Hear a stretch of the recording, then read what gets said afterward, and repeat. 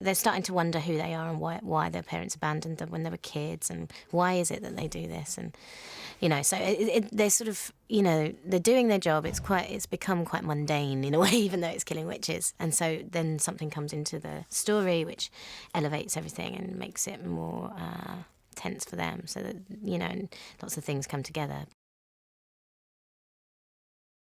They sort of have the same instincts and same mind, and very in tune with one another. Yet they are so different. He is sort of, she is the brains behind the operation, and he's the brawl. He's the action. He's the joker. He's the show off, and she's. She lets him do that. That's how they work. She's very much more the watcher and the serious one.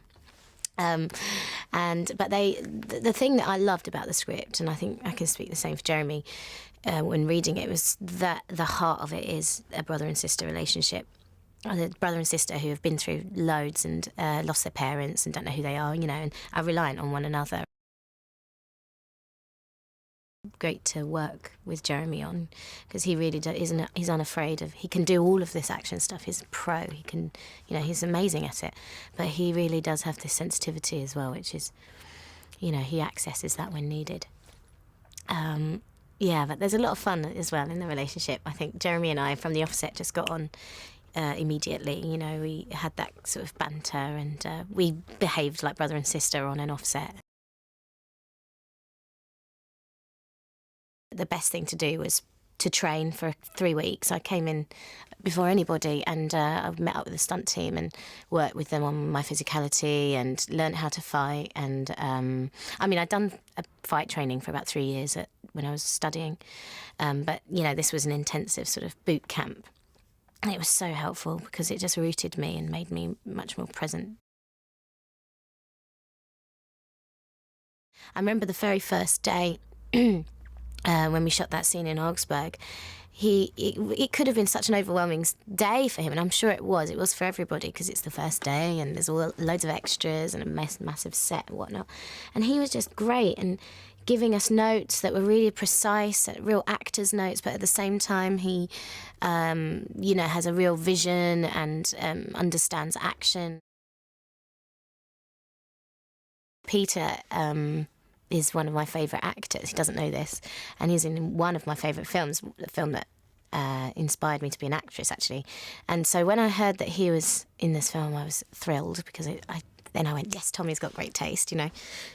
He's cast this great guy that can, on the sixpence turn, he's a real chameleon, and has many. He can play anything. He can do anything, really.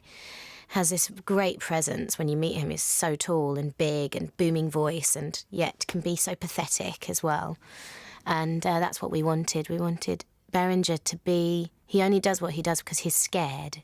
And like many sort of dictators or rulers or whatever, anyone that needs power does. And it was great working with him.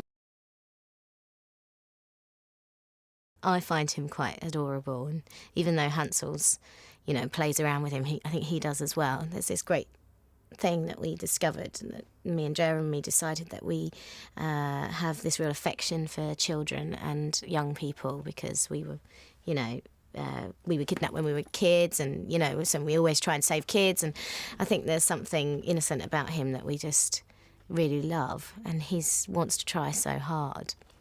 And one of my favourite scenes to shoot as well was when I wake up in Ben's bed after he rescues me, and I find posters of me on the wall, and, and he's, getting a bit too close for comfort, cleaning me. And it was such a nice scene to film. And Tom, who plays Ben, he's a really great actor. He's really, perfect for the role. I found it to be an amazing experience, because he really did bring this mechanical creature to life, and the puppeteers as well. And it was this real collaboration. It was a real joint effort and an amazing feat. And because he was so imposing and so real looking, and, even little expressions that he'd make, you can't help but feel affected by that. It was like working with a real person. I was just amazed I've never seen prosthetics like it. They made people look repulsive, and there was one that had a tumour on its growing out of its face, and you really were quite like horrified when you saw them, and yet it's the thing that I love the most about this film so far is this style, this comedy horror style. They are funny as well, the way that they move, the way they speak, is funny. But great, again, you don't have to imagine anything, it's there, it's, brilliant, and it's such a vision that was accomplished, and the costumes and the makeup were just incredible. Marlene had come up with these drawings, and everybody went crazy for them, and I thought they were great. And originally it was like thigh-high boots and, very gothic looking. And then we softened it. I made it a little bit more hunter-like, forest colours, and but still leather pants. And it's a period movie, but not so. I was allowed to wear trousers, which was great because obviously I had to do lots of running around, and yeah, I think my costume evolved into being practical, quite tomboyish yet sexy, and she did such a great job. I honestly would wear that costume just down the street. I love it. She's such a clever designer.